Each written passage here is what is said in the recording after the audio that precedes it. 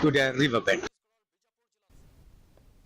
The state government has warned pressure groups not to take the law into their own hands. Cautioning pressure groups, Deputy Chief Minister in charge Home Police President Insong said the pressure group or anybody should be guided by prescribed norms of the law.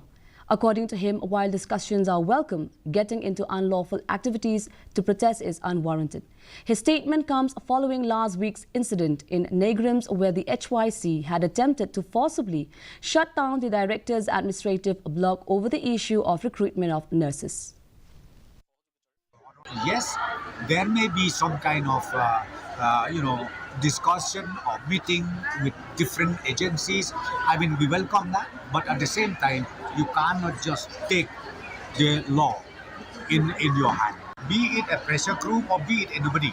I would appeal, I would request to everyone that we should, whatever we do, it should be guided, prescribed norms of the law.